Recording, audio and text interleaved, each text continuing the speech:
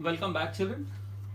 Children, in today's module, we are going to solve the sums which I have given in the previous module. Before I start with the sums, I want to tell you few formulas. Okay, the first very important one: 2 times of tan inverse x is equals to. This 2 times of tan inverse x can be written in 3 forms: in the form of sine, in the form of cos, and in the form of tan. So the formula is, suppose if I want to write it in the form of what? Sine. So the formula will be equals to sine inverse of 2x divided by 1 plus x square. If I want that into the form of cos, the formula is cos inverse of 1 minus of x square divided by 1 plus of x square.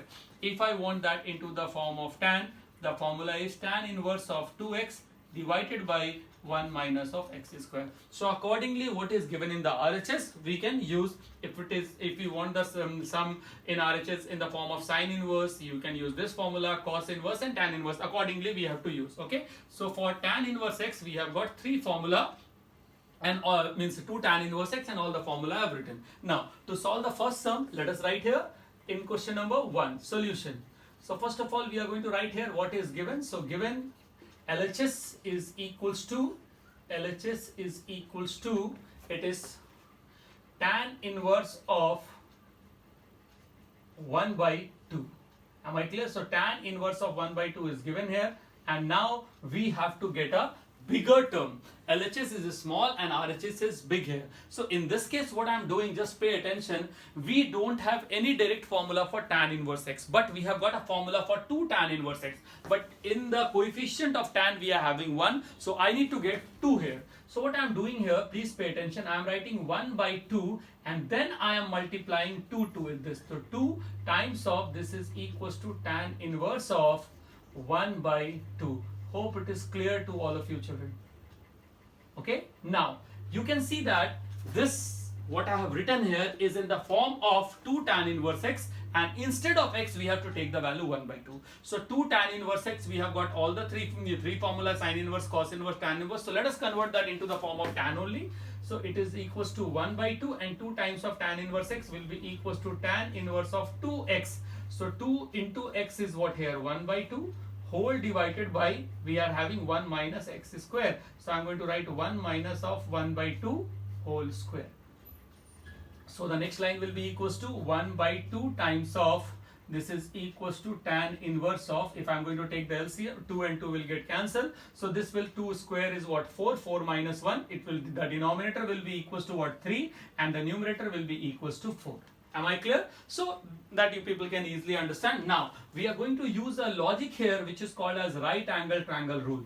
And in right angle triangle, we have to apply the Pythagoras theorem. So this is tan inverse theta. So let us suppose that there is no inverse tan theta. Tan theta formula is what? Perpendicular by base. So in the right angle triangle, suppose this is the side I am taking as perpendicular according to the theta here, and this is the base. So base is 3. So if I am going to apply the Pythagoras theorem here, I am going to get the value 4 square plus it is 3 square, which is equals to root under of 25, and the hypotenuse I am getting it as what? 5.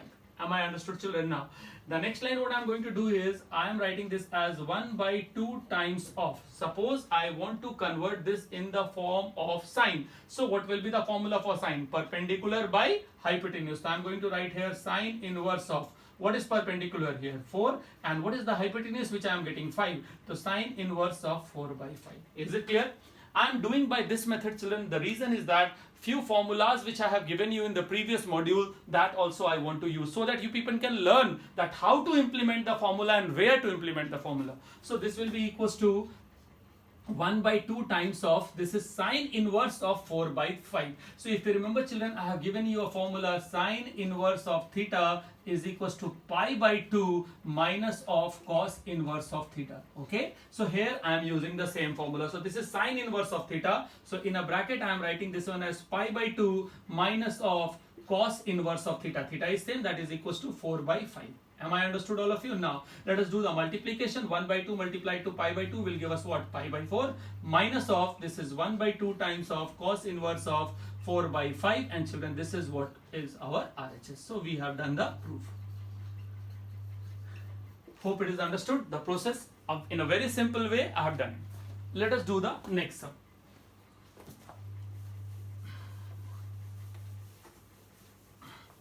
In the next sum, question number 2, LHS.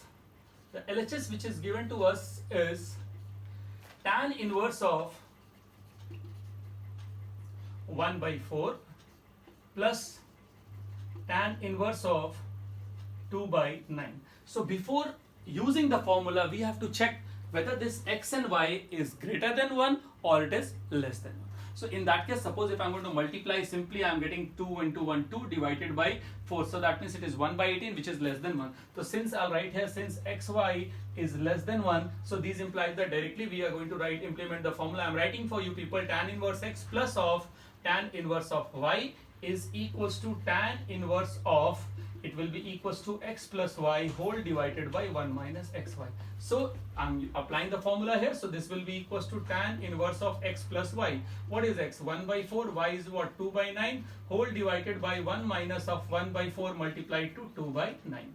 Is it clear? Now let us solve here. So this will be equals to what? This will be equals to tan inverse of, let us take the LCM, children. LCM will be what here? 4 and 9. The LCM of 4 and 9 will be equals to what? 36. Yes, 36. In table of 4, 36 will cancel 9, so 9 1 the 9. In table of 9, 36 will cancel 4 times, so 4 2 the 8. Whole divided by, again if I am going to take the LCM of the denominator, that is also 36. 36 1 the 36 and minus it is 2. So here from the denominator side, 36 gets cancelled. So I am having the value here, tan inverse of, this is equals to 9 and 8, it is 17, and 36 minus 2 is 34. So I am having the value tan inverse of, this is equals to 1 by 2. Is this our RHS? I think this is not our RHS. Our RHS is 1 by 2 times of sine inverse 4 by 5. Again, a problem is there. Here I am getting tan inverse, and if only sine inverse we have to get directly, we can use the triangle rule. But the problem is that with the sine inverse, I need a half. So in that case, again, I am applying the same thing which I have done in the previous sum. I am writing here 2 and 1 by 2, and then in the bracket, I am writing here 2 times of, this is tan inverse of 1 by 2.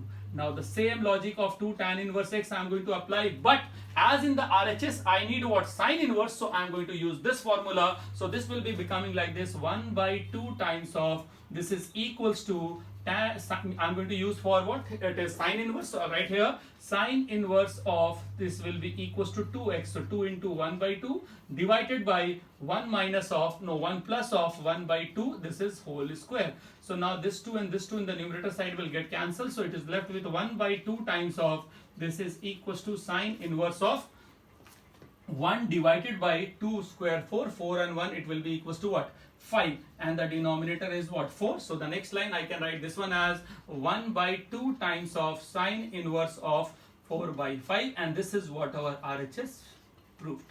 So the second proof also we have done in a very simple and easy way. Now let us move to the last sum. And all these are the sums, children, which have been asked in the ISC Council exam. So these are very, very important sums. Next sum. Question number 3 and the LHS. LHS given is what? Sec square of tan inverse of 2 plus, we are having here cosec inverse of, sorry, cosec square, it should be cosec square of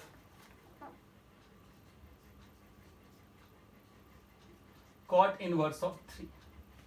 Is it clear? Now in this sum, what we can do here, just pay attention. Can I write this one as sec, okay, and then I am writing this one as tan inverse of 2 and then whole square, because sec square it is, so that's why I am writing like this. Next, what I am having here, cosec square, so I am writing this one as cosec, and then it is what? Cot inverse of, again in a whole bracket I am writing this one as what? Square. Now children, you can see there, here it is sec and here it is tan. So if I am going to get sec here, definitely I can get the, means you can say cancel the term. If this is cot and this is cosec, so again we can do the cancellation here. So what we are going to do, children, we are going to use the triangle rule here again. So this is again one triangle for this first equation, first part sec and tan, and again one more triangle I am drawing for this second one. So here triangle, right angle, right angle. Now this is nothing, denominator that contains nothing, so 1 is present, and cot inverse of, we are having what, this one is what, 3, so, and this is whole square, so here nothing is there, that means 1 is there. So if the perpendicular is 2 and the base is what, 1, so by Pythagoras theorem the hypotenuse I am going to get as 5. That's very simple, you people can easily do it. Now for the second one, cot inverse of 3 by 1, that means the base is what, 3, and the perpendicular is what, 1, because the formula for cot is what, base by perpendicular, and here I am going to get this one as what, 10, root under 10, because hypotenuse is equals to perpendicular square plus base square. The next line is a very important line, children. This is sec, and here it is tan, so I need to get in the form of sec, so I am writing this one as what, this one as sec inverse of, okay. Now sec means what is the formula for sec? The formula for sec is what? Tell me. Hypotenuse by base. What is hypotenuse, children? Root under 5. What is base? Is 1. And here whole square. Understood? Next, again, here I am having what?